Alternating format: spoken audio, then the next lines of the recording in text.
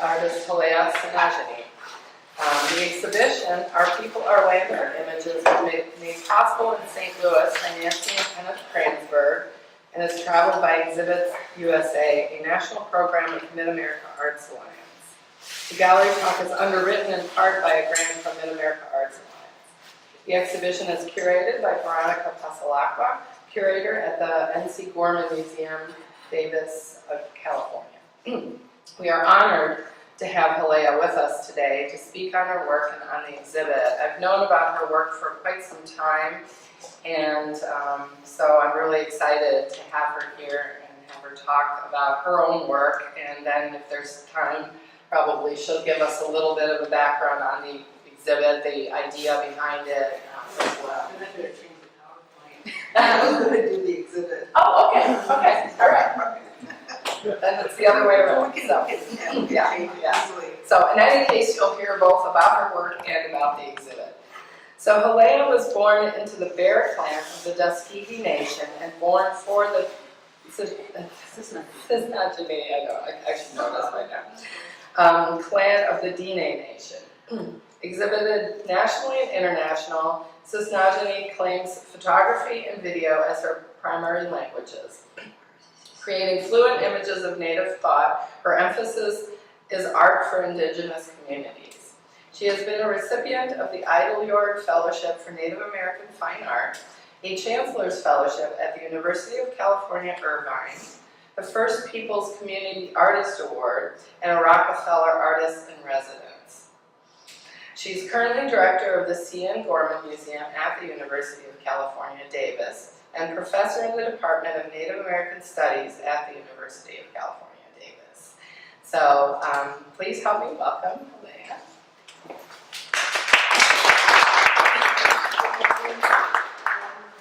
So I'm glad it's a nice, intimate crowd. I'm more relaxed. I was going to go through the exhibitions first that we put up, and just to give you a little bit of background.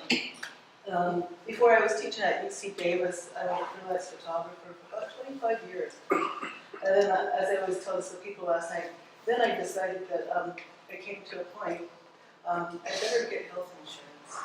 And a real job.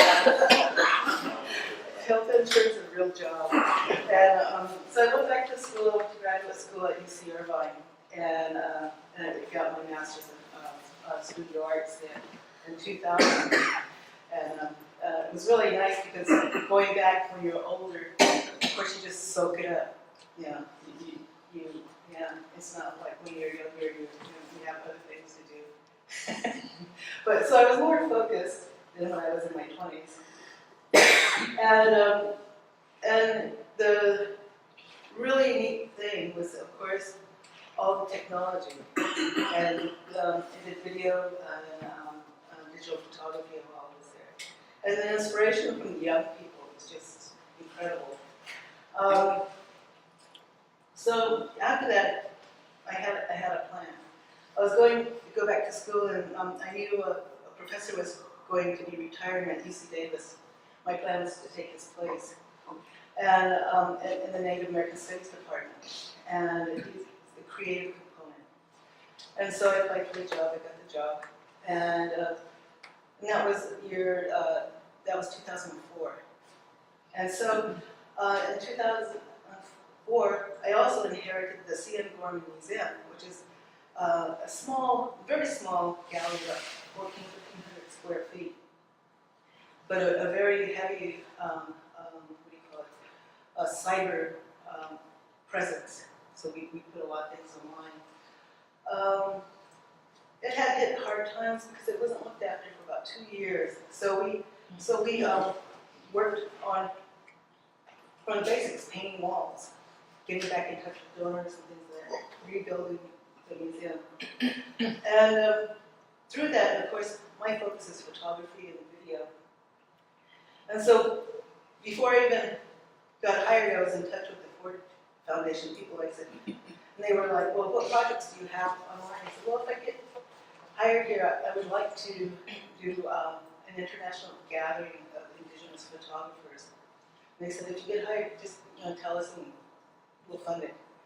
So I got in touch with them and they gave us $100,000 to do this first, when our people are landmark images. And so we were able to totally host and mix like this. And so these are the artists that we chose.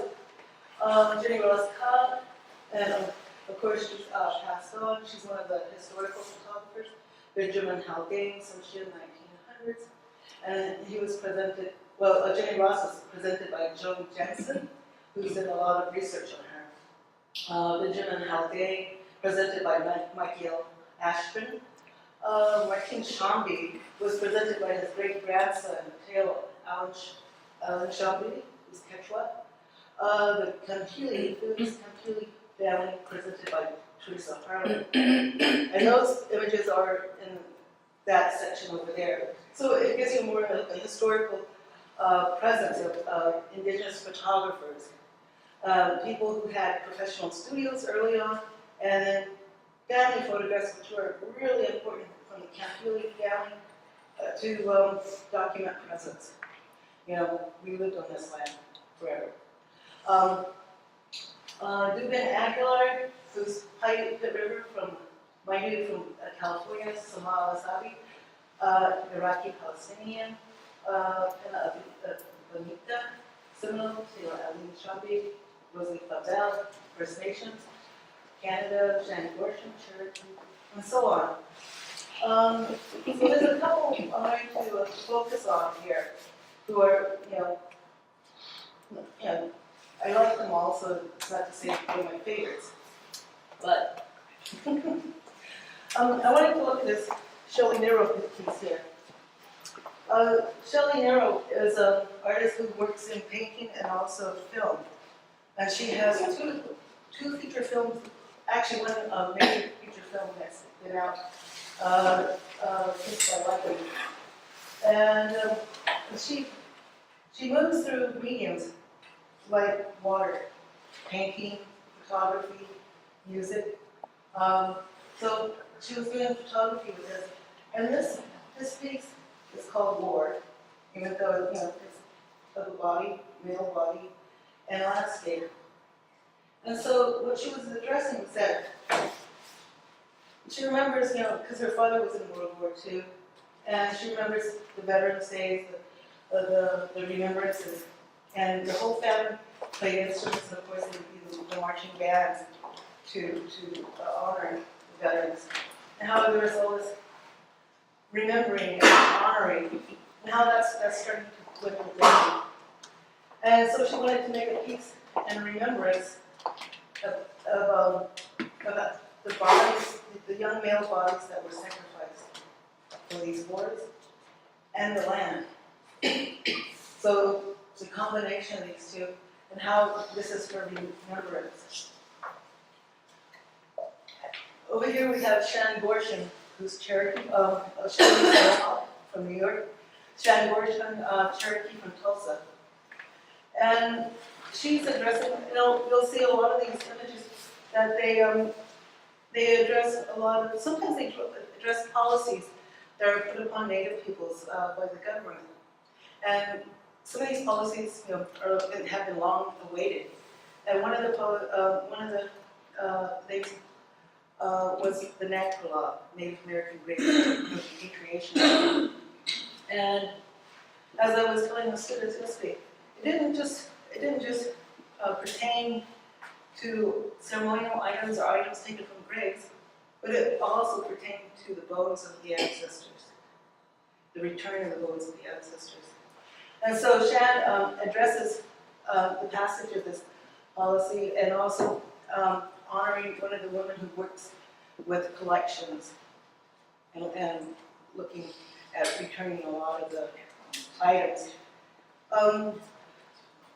In some cases, there's the museums or whoever has collections who receive federal and state grants have to comply with this policy. And some cooperate willingly, and others don't. Others, they want to keep their bones, so to speak, for their collections. UC Berkeley is one of the major people who refuse to cooperate. They have over, I believe it's 30,000 bone pieces. That's a California natives. So it's still in process. Like I said, there's some museums that are willing to work, and there's other museums that do not. They'll find any loophole. And the loophole where UC Berkeley has found is that you have, for the requirements, you have to be able to directly relate the item to a tribe or to the nation. And sometimes some of the bones, that nation's gone. Yeah. Wilson Navajo, addressing the environment, the inside of a hodog, looking at Grand Canyon. It's in the northern part of Arizona, on the periphery of Navajo lands. Let's go to the next slide. So those were in our first, these were in our first exhibition. So the first one went well. We had the 24 artists come together. We ate, we laughed, we had four days together. And the final day, there was public presentations, because the first days were for private conversation to see where indigenous photography is going and where we want it to go. Strategizing, and exchanging information. Because a lot of these photographers met for the first time. Next. The second one was in 2009. The other one was, this one, parts of it was in 2006. The next one was 2009, visual sovereignty. A lot of people ask, what does visual sovereignty mean? So if we break it down, the sovereignty is the right to rule oneself. So if one precedes it with visual, the right to rule is to put out one's own image. And that's a strong message. Rather than being imaged from the outside, being imaged by those who love you. Yes. Is that the same as intellectual property rights? Not really. Intellectual property rights is a whole tip of an iceberg of cultural. Well, it is in the realm of the cultural sovereignty, cultural rights. What else is there? There's a whole sovereign and rights being addressed in the creative department. Yeah, but they each have their own little slides that go in depth into the description. But visual sovereignty pertains especially to the imaging of indigenous peoples by the outsider, whereas when the insider picks up the camera and focuses on the loved ones, it's no longer an anthropological look.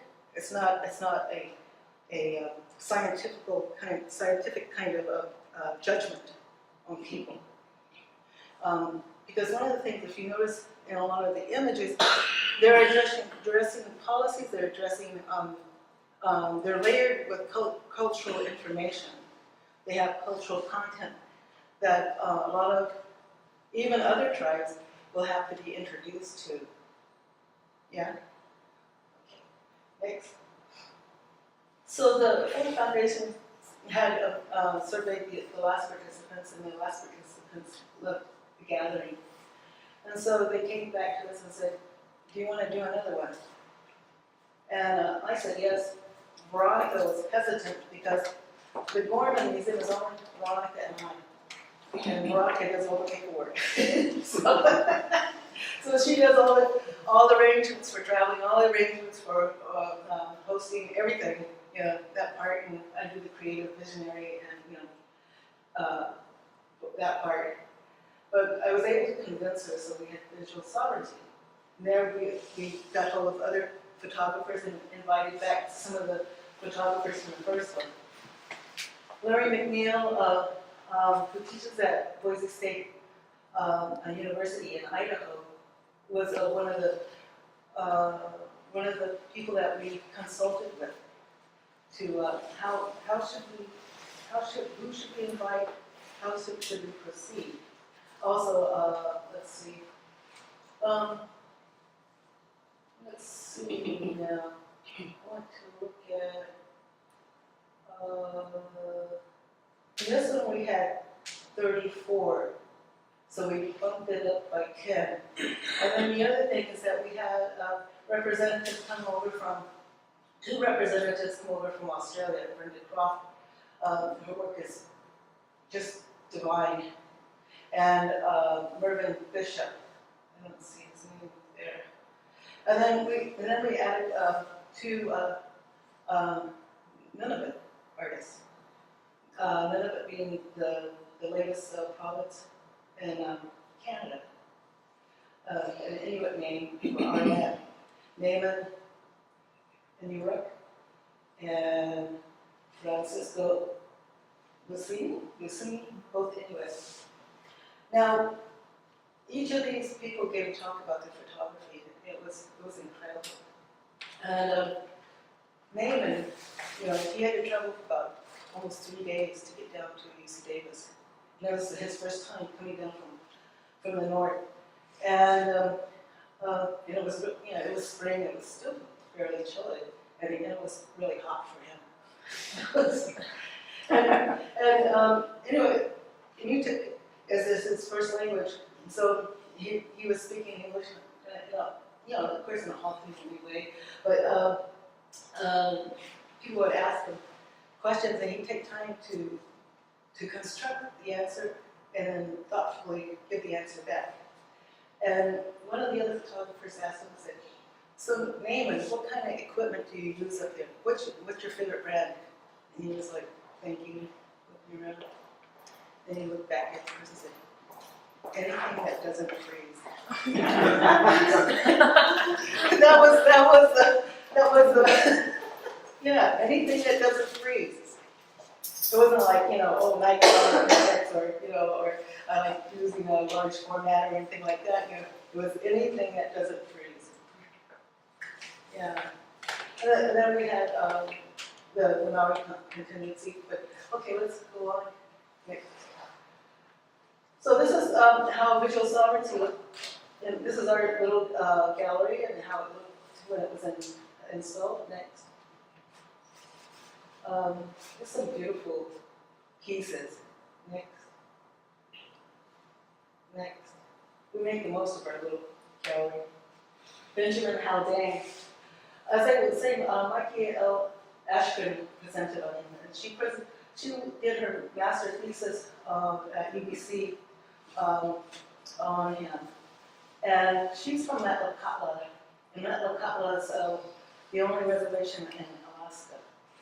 And it's on an island. And so we're looking at B.A. Haldane. He's doing a self-portrait in his studio. And he's, 25? So I was telling the students yesterday that this guy he's in it. He has a large format camera. He has a projector here. He has a gramophone and then black cylinders. And then over in the corner, portraits that he's taken of the community. So he was the photographer for the community. And he has his backdrop and that he uses. So I said, this thing right here was the iPod of the day. So this guy was like, he was a techie of his day. And the interesting thing about Benjamin Haldane is that, he had hundreds, thousands of negatives. And some of his work would be erroneously credited to Edward Curtis. Later he would sort of go into obscurity. And then what Mike Young did, she knew of him, the village knows of him, but nobody had done any research. So Mike Young approached the family and asked permission to do research. So in doing indigenous research or dealing with families who are still around and remember their relatives, you go and you approach them and you ask permission to proceed. Because maybe they do, maybe they don't. But that's the first way of starting. And one of the things is that same protocol is not only infused into academics, into research, but also in the way that we photograph. And that instead of getting in there and getting the shot, no matter what the cost, if you go into the community, you ask permission. It's a difference. Okay, next. Jenny Ross Cobb, when she was young, when she was about 10, 12, her father gave her a small camera. And she did a lot of research on her own. Her father gave her books. And yeah. Now, the other thing I was telling the students is that, of course, Indian Territory in Oklahoma, the tribes were removed from the southeast area and moved to Oklahoma. But of course, before the removal, all the tribes were trying to prove to the United States that, we're civilized, we have schools, we got churches, we're doing what you do and things like that, in hopes that they would be left in. But they were forcibly removed. But as soon as they got to Oklahoma, they reestablished their churches, they reestablished their schools. There were girls' schools, boys' schools, Seminole Nation, Creek Nation, Cherokee Nation. So the whole infrastructure was rebuilt in Indian Territory.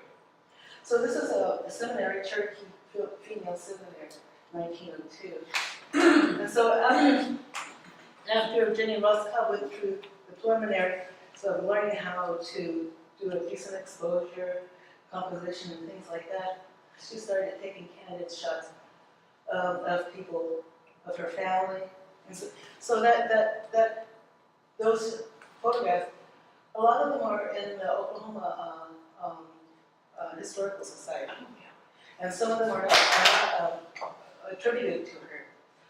John Jensen has done a lot of research on her, really valuable research. Okay, next. Richard Russell, who photographed more in the style of Curtis and the survey photographers. Next, a lot of his things were attributed to Curtis also. Martine Chamby, this is one of his assistants with one of the villagers. And just interesting, 1891, 1973. That's really fairly recent. And I believe it was in the 40s, early 50s, there was a huge earthquake in Cusco, destroyed his studio, and it really affected him. And he had a hard time coming back. But down in South America, the indigenous photographers are all over the place. Because, when people received the technique, there was no stopping it. The urban centers, there was a demand for portraiture. You had South American photographers doing sort of early multimedia with these images. They would make life-size cutouts. They would do double exposures. They would do very creative work. Next. Lee Marmon, he's our elder photographer. This is called White Man's Moccasins. And his father owned the trading post in Laguna, New Mexico, at the Laguna Pueblo, and his mother is from the Laguna Pueblo. And one of the things is that when he was younger, because his dad would have take brochures out to the elders, he told the elder, Martin told his son, take a camera, take photographs of the elders, because they're not going to be here all that long. And so that's what he did. Then later he joins the military, and he goes into the photography field in the military. Later, becomes the official photographer at Palm Springs golfing tournaments, photographs presidents, goes to Washington, photographs a Rat Pack, Sammy Davis Jr., what's a Rat Pack? Frank Sinatra, Dean Martin. Yes. Peter Hall. Yes. And so his portfolio is incredible. It surveys his time. And he donated a whole portraits. He donated about 75, 80 framed images to the Gorman, which is, you know, we were just really fortunate with that. Next. And he lives in Laguna. Sam Winkler, Navajo photographer. Next. John Miller, a documentary photographer in New Zealand. He's photographed many of the Maori protests that concern land. His archives are just, you know, they're invaluable because they document the will of the people. Next. Mervyn Bishop, one of the first recognized, or one of the first newspaper,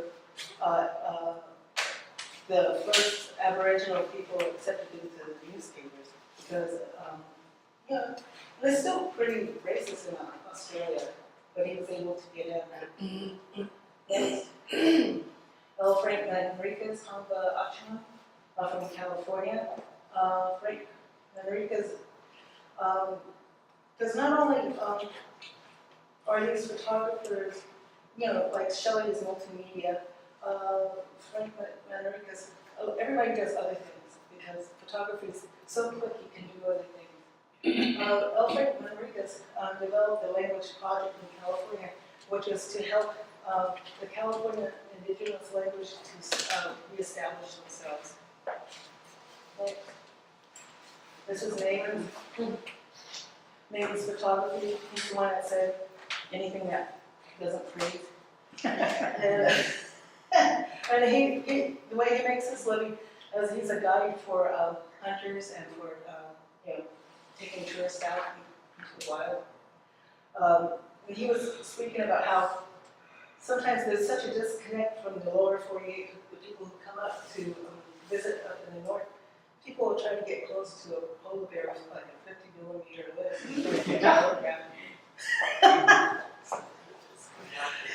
But he did take a photograph that one of our participants, who was from, she's the keeper of World Code. She was at the Edinburgh Museum. And it was two narwhals fighting. And the narwhals are the unicorns, the whales, they have the horns. Mm-hmm. Next. Natalie Robertson, Maori. She's not Poru, her clan, photographing ancestral lands. We just had an exhibition of, solo exhibition of her huge seascapes of this beach area, looking at the erosion, what the timber industry does to the mouth of the river, filling it up with silt, looking at certain trees to be used, that were used as navigational to determine your fishing area. Next. Joseph Allen, Lakota from Minnesota, addressing Fort Snelling. Fort Snelling, it's a very beautiful picture, and it's an interesting picture of Fort Snelling. I don't know if many of you are aware of the hangings that President Lincoln ordered in 1863. It was a mass hanging. Originally, it was going to be like 300 Lakota, Dakota, and some Ojibwe people, because it was an uprising in Minnesota, and the generals there wanted to do a super mass hanging. And so, knowing that the settlers wanted revenge for what had happened, and then knowing that he didn't want a super uprising from the natives, he lowered the number down to 38. But it's still the largest mass hanging in United States history, 1863. And two more who were involved with this had run away, and they caught them a year later, and then was ordered to be hanged by the successive president after Lincoln was assassinated. So this is a gentle introduction into that that really, kind of dark era that people don't know about. And sometimes, when stories are told, you don't get right into it and for the shock value. You gently go into the story, and then because some people say, well, it's not some native storytellers or whatever. But the thing is that you gently open the story, because you don't want to shock the body, you don't want to shock the spirit. And so you gently get to the point, and then you gently get out of the point. Next. Again, Sheldon. And this is some of course, this show, combination, 2006. Where are we at now, 2015? So a lot of people have gone on in their work. And Sheldon, she's doing some beautiful work right now. And she's using archival images from boarding school, residential schools, printing them on archival paper, cutting them into splints, and then making baskets out of them. Just really beautiful work. And she will do images where she makes a call out on Facebook telling the women, wear your shawl, take a full body portrait, and I'll incorporate you into this basket that I'm making against domestic violence. That's another. She's just been going to town on these baskets. She has a lot of these photographers have really good websites, so to see what they're doing now, you just go to the websites. But Sheldon is she's obsessed right now. Next. Rochelle Smith, Maori, taking photographs within the community. Next. Hulleah from Hawaii. It's a really interesting story of Hulleah. Hulleah was saying that, well, when I was growing up, I was wild. My parents didn't want, they were done, they sent me to my grandparents.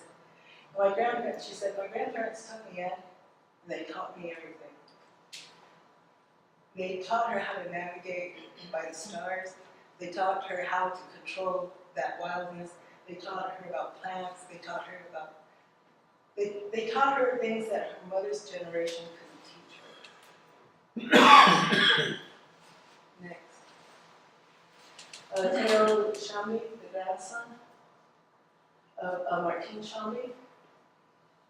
There's still a Shambi portrait studio. They've reopened in Cusco, so if ever you're in Cusco, go check it out. Next. Franco's from Nunavut again. Next. Amy Ratana from New Zealand.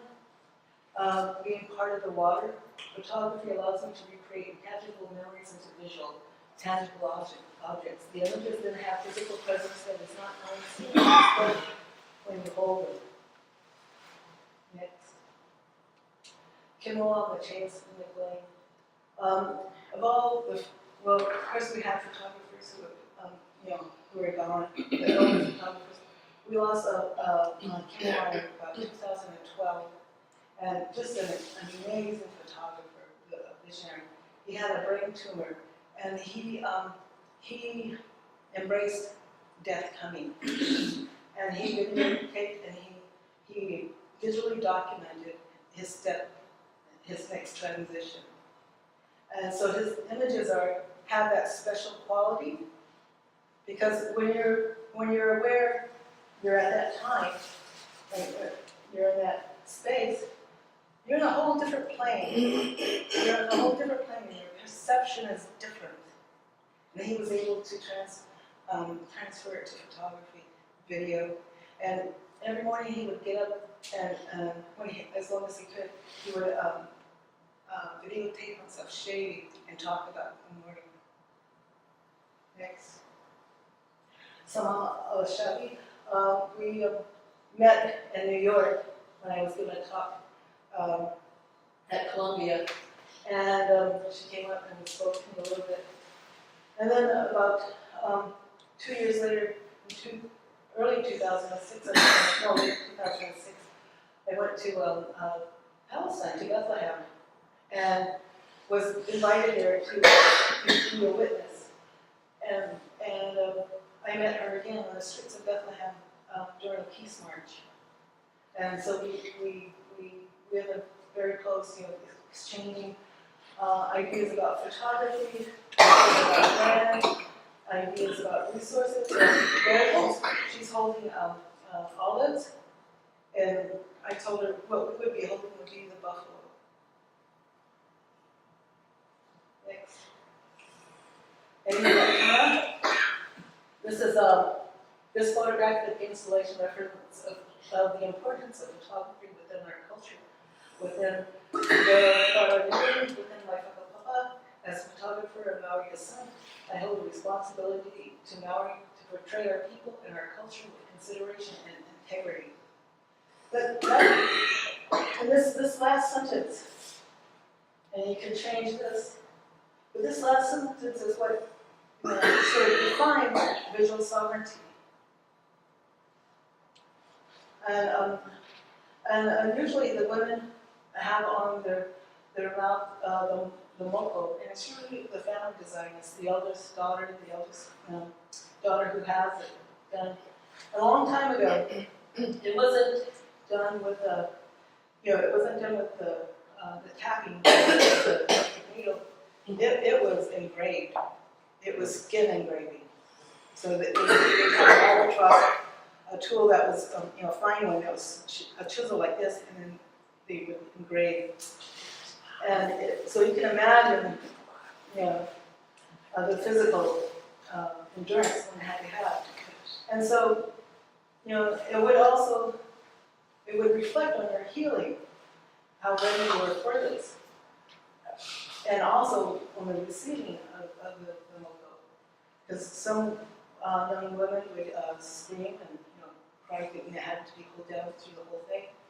Or they would lay there and have it done. And then the healing process from the engraving, but even from the needle, it's still a process of healing.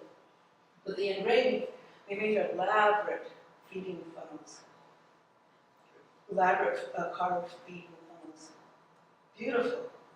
And because and they would work in the garden because of the symbolism of the blood dripping into the garden, fertilizing the garden. And so, symbolism all the way through.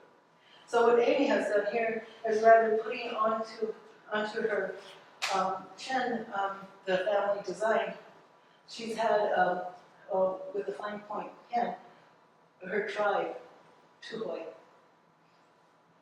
And she was a little worried, but some of the elders would, look down on it as too contemporary or things like that. But it was well received. And sometimes you do things that you wonder if it's going to bother the elders too much. And majority of the time, the whole moving forward is embraced, because a younger generation can embrace this and understand it. Next. Richard Castaneda, Salt River Pima. And I was talking about portraiture last night, and portraiture is it's one of my favorite. We had some beautiful portraits in this exhibition. Keep on. Next. Valentina's speech. The Last Warrior.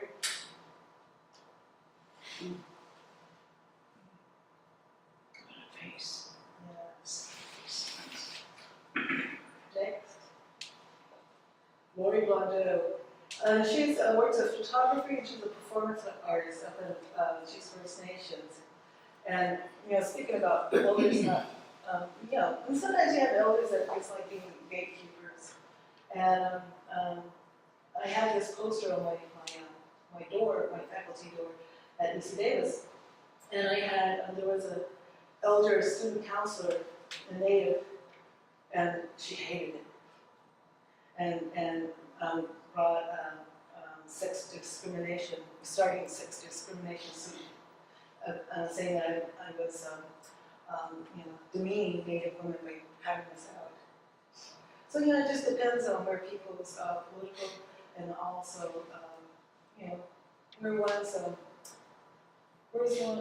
one's perspective is. This is a whole series of the Super Squad. Next. Another piece of Sheldon arrows.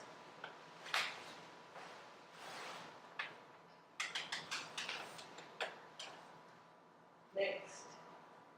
Erica Lords, is that one here? There's another piece that's behind here, and that's her back, and she has, she had used some lettering and got a suntan in the back, and the back says, "I can look more native." So we said, one of my students, my grad students, Ashley Bird, she's Abenaki, and their tribe just received state recognition a couple of years ago. But when the state people came to interview their tribe, the first thing they said to one of the representatives of the tribe said, "You guys look too white to be native." So, and the judgment of what native looks like, the stereotyping of what native looks like, but also imposed upon us is the blood quantum. To me, it's a mathematical genocide for Native people, and it was implemented about 1887 under the Dogs Allotment Act. And basically, you have to go back to these rolls, these census rolls of the Dogs Allotment Act, and if your grandmother or your family is listed on there, you're Native. And also, they put off to the side what blood quantum that person is by the way they look. So if you look like you had you didn't look pure, you got a fraction. Some tribes, the requirement for enrollment, some tribes from 1/2 to Cherokee tribe 1/32. But it depends upon the tribe what their enrollment requires. My little boy Amari, his tribe, it's descendancy. So if you can follow back to the original enrolled ones with it, and you don't have to have a blood quantum, well then you can call yourself Pit River. So utilizing photography to address these political issues. Next. Minner, he teaches up at Fairbanks. It's a university up there. I can't remember exactly the name of the university. But he was working with some of these older photographs because he's from up that way, British Columbia, up higher, Alaska. Of course, here is an older Winters and Pond image taken early. When was Winters and Pond? I can't remember. But one of the early non-native documentary photographers, and then Tsinhnahjinnie took himself in as a reflection of the past. And it's really interesting. Tsinhnahjinnie has his beard is half black, half white, naturally. It's really beautiful. He has an incredible website, and he's multimedia. He can do things with concrete we not believe, and he makes like trinket weapons, and enlarges them. It's like you're seeing one facet of these artists. You're seeing one facet because they do so much. Next. Here's Brenda Cross. I've known Brenda Cross for quite a while. This is Irresistible. She's a fairly major visual artist in Australia. She is a major artist in Australia. Next. Larry McNeil. Larry McNeil, I call my brother. I was adopted into the killer whale clan,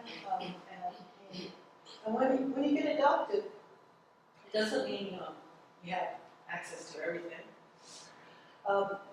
Because we had a talk before, and the thing was, you accept responsibility, and so they talk to you first,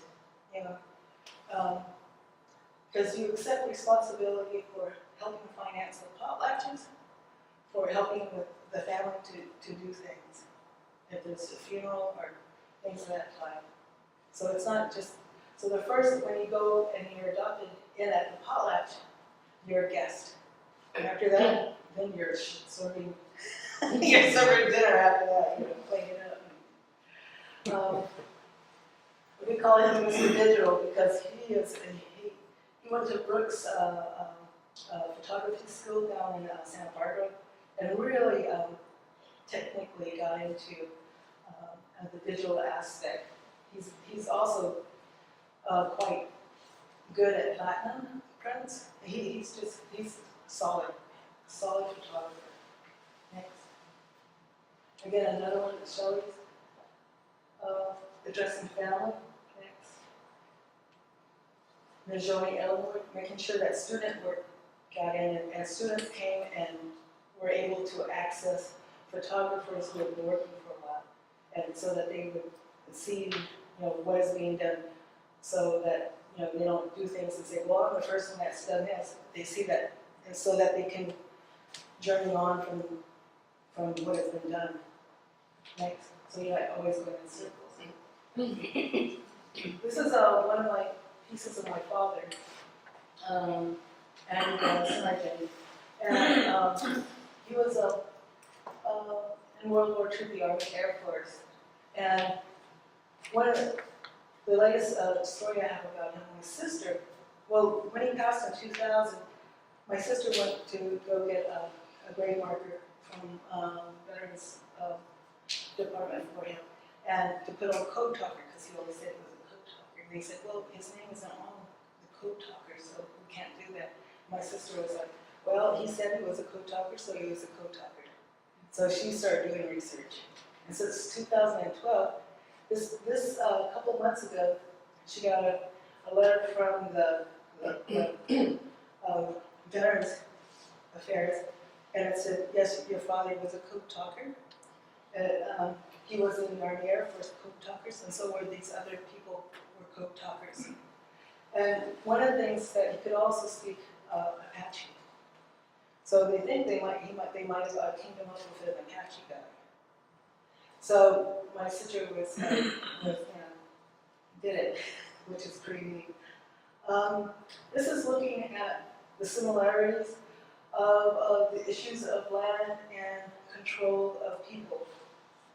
Looking at my father who fought in World War II, the code helped win the war, not only in the Pacific theater, but also natives that were in the European front. And people are saying, but that's so ironic. What's that about? And it's like, well, they were fighting for native land. They were fighting for their families. That was the basics. And then, and so we look at that. Now, my father, he couldn't vote until 1949. In Arizona, they won't give him the vote until 1949. Native people, majority Native people, weren't given citizenship until 1924. So there's all these things. Then it's looking at the control of communities, the control of the Palestinian communities, and then here I added like Wounded Knee, Trail of Tears, The Long Walk, and of course there's another graffiti that's on the wall that separates. And it's a wall that was like that separated. And there wasn't a visual wall, but there was definitely a wall that separated the reservation from the outside. Next. This show has been It was under another exhibition titled Shown at the Autry, but it's been going around for quite a while. We need to do another gathering next. So here's our little gallery. There's Larry Neal, Zig Jackson, the first bunch of photographers, Natalie Robertson, Sheldon, myself, and Henrietta, Merlin Bishop, one of our graduate students on the side, Shannon Fortune down at the bottom. So, the thing is that I like talking about my work, but I have more passion about people knowing about indigenous photographers and knowing that there's a field out there that's very lively. And especially since, I don't know if some of you know the I Don't Know More movement in Canada. If you look at that, it was a movement started by 4 women about two and a half years ago. And it was very easy. You go to a shopping mall, you have a round dance, and you make your presence known. And everybody could participate. No matter what level your political awareness was, you could participate. Because everybody knew how to round dance, how to sing. And so they would do this at malls, because you know how vicious the winters get up there. And at some of the round dances in the malls, they'd have like 1,500 people. And that's threatening when we have people singing and dancing and that big up.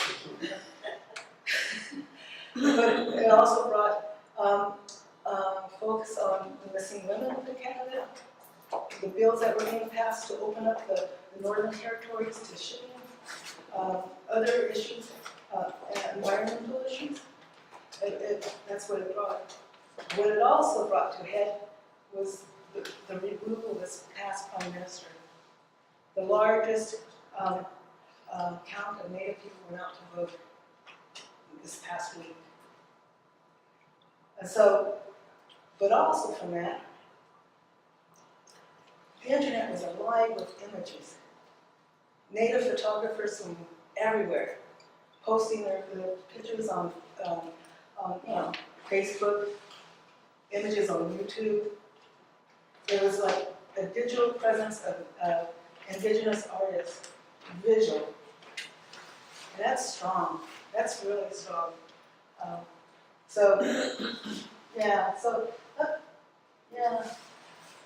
I have a website that I need to update. But you can get an idea of some of the work that I do. And, But that's pretty much our. These are the people who would help on this. Pete's coughing. Pete is very important. And this is where we are. We have a website. The Gorman has a website. You can see we're hoping to get our archives online in the next year. And yes, that's it.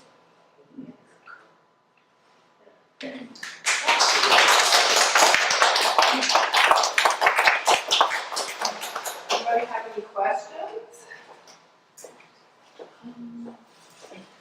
Yes. Well, I'm just thinking, I do a lot of traveling, photographing, and I've been adopted by an East Indian family. So I enjoy photographing family life there. Yes. Would I be considered an indigenous photographer as well?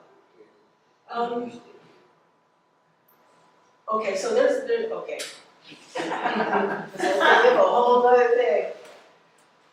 By law, no. There is a law for Native American photographers. They're not called indigenous. There's a law. There's public law 101-644. And you have to be a member of a federally recognized, state-recognized tribe in order to sell or exhibit your work as Native American or Indian. You could go by indigenous because indigenous is very flexible. But if you can't show as Native American. If you do, and there was a guy that was recently convicted because he was passing as Native American, and he was fined. There was a magazine that offered kachinas free, of course, if you had a subscription. It was made by the Hopis, but it wasn't. They were taken to court. There was a museum that showed an artist who was not named, didn't have a census number. They were put on call that they would be fined if they did. The fines can go up to $1 million and keep on increasing, or up to 5 years in prison. And this is, you have to prove you're a Native American according to that blood quantum I was talking about. So we're the only artists in America that are regulated as such. I guess what I think she's asking though is, because she's sort of been adopted into this family in India, right? Yeah. And then, Whether she would be still considered an outsider photographer, or because she was adopted into the family, whether her photos of them would then necessarily perhaps be not quite as bad, you know, essentially, because I can't speak for another group. right. Yeah, I can't speak for them. But as a Native indigenous member of this culture, you would have to have proof of that. Yeah, and it's a federal law. And you're regulated by federal law. That's not new. Yeah, that's wonderful. But it's not really. Well, I think It's not. No, it's not. Yeah. Because, okay, and I was telling this to our dinner group last night. You start regulating the creative people. You can track them. When was the last time that was done? Late 30s, 40s in Germany. You find out who the historians are, the poets, the painters, because they're the ones that go beyond and do the other thinking. So if we're regulated as such, that's not freedom. Okay, Yeah. I understand what you're saying. You know, and Native people put that law onto the books, and their reasoning was economic, because they were saying, well, we're getting bombarded with things from Asia that look native, we're getting rugs from Mexico that look native, and the Native people aren't benefiting from this, and we're losing millions of dollars. But it's like, my argument was, well, what do we want to do? Do we want to give the collector on a silver platter Native artists, or do they need to do research, as they do with any other artist? Right. You know, it's like, if you buy a fake dolly, which there are millions of fake dollies, Salvador Dali ones, it's all you. You know, it's consumer beware. But where it comes to Native art, it's extremely regulated. Yeah. So anyway, that's my point of view. Thank you. Any other questions?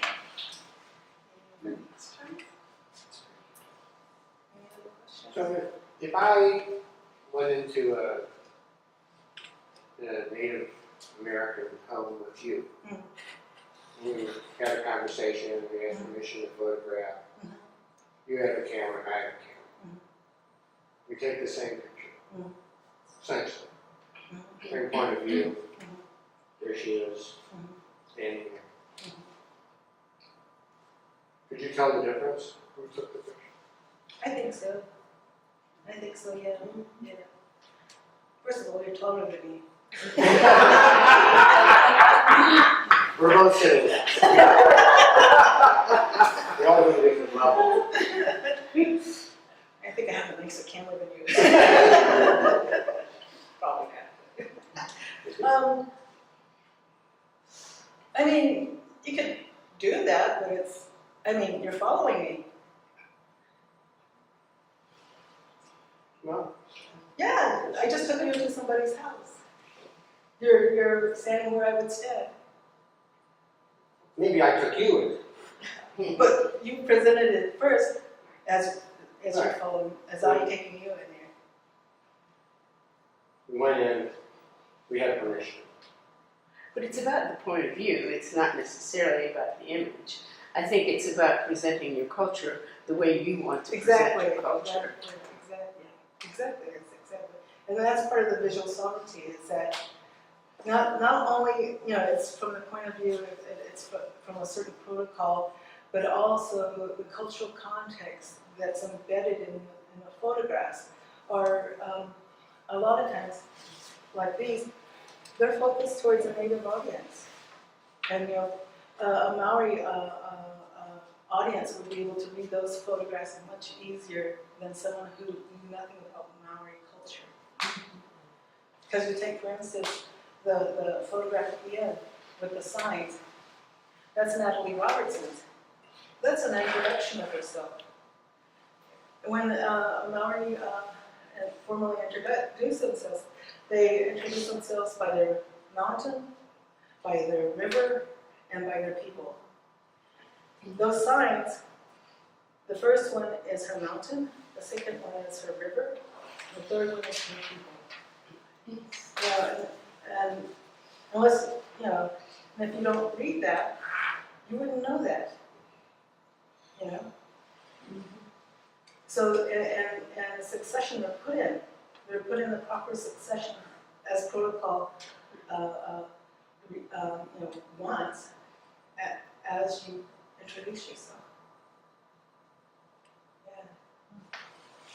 Yeah. So maybe technically there might not be a difference, but also in reading and the content, there's a difference. There's a difference in that. My question would have to do with this, what we're talking about here, bloodlines, or is it culture, in the sense that you could have an individual could have enough Native American blood to fully qualify as a member of a tribe. Let me follow through with my thought. But suppose that person was reared for several generations in a totally different environment to the degree that they knew nothing about Native American ways. Perhaps they didn't even know they had this background. They've been adopted, whatever this becomes weird. Does this fact that they have the blood coursing through their veins, As long as they have the paperwork, if they have the paperwork, they can. but in terms of their creativity? I have to start from that, because those are the parameters. Those are the federal guidelines. If you're going to exhibit as a Native artist, there are federal guidelines. So if that adoptee has papers that connects them back to the tribe, then he can enroll. And knows nothing, he can still enroll. And and it also depends upon the tribe. What blood quantity. But I think what That she's is not the asking point is of my sort of question. it's I more a understand. philosophical thing. It is a philosophical question, that if that individual knows no more about Native American culture, ways, history, legends than someone from Pakistan or from Russia, by their background, they may qualify under the law. Right. But do they bring to this point of view anything that's more so than this gentleman would when you bring him? He may know vastly more than that individual Well, does. that's where I go back. Well, then the ancestors must have been taking care of him. He's coming back to the tribe for some reason. Yeah. The ancestors took care of his paperwork for some reason for him to come back. I didn't say he came back to the tribe. I simply said that he qualified for it. Because I'm wondering if it's... Well, there's a reason, for me, there's a reason that he's qualified. Because I believe in a different plane, in a different way of looking at things. Yeah. And I have to look at both. I have to look at the federal guidelines, and then I look at what can be, what another plane about things that we don't understand take place. Yeah. So it would matter for you. Yeah, and yeah. It would So you're matter. saying the drive perhaps is enough for that person? There was a reason. Yeah, There's a reason. okay. Yeah, that makes sense. Right. Things, people think, because if people dismiss things falling into place for a reason, well, they never seen you're missing a lot of opportunities, messages. Yeah, Okay. it's saying that messages can only come in a certain way. You know, that you know, yeah. Yeah, I get it. I get it. Interesting. Yeah. But you know, but as much as I wish I could push aside the federal guidelines, it's a reality for us. I understand, but we don't know that this gentleman might not know that he has some Native American bloodlines that he hasn't discovered. Right. Or we could take the same question and go, as I said, to some, I don't know, some village in Africa or Pakistan or whatever, and he But what's doesn't. the point of the question? What's the point? The point for me is it what is in the blood that you feel gives this point of view, or the consciousness of feeling attuned to the culture, the ways, and the things that brings this point of view. That gives me that puts me in a very sort of like I know everything position. Well, You know? I'm sorry, I'm not trying to make you No. It's not uncomfortable, but it's a very heavy question to put upon someone, and to speak for all the nations, and to speak for all the indigenous communities, which are so different from each other, you know. And for me to make a general statement, which people could take away and misconstrue, that would not be responsible of me. Then you can speak only for yourself. Exactly. Okay. It matters to you. It matters to me. Yeah. That's all I want. Yeah.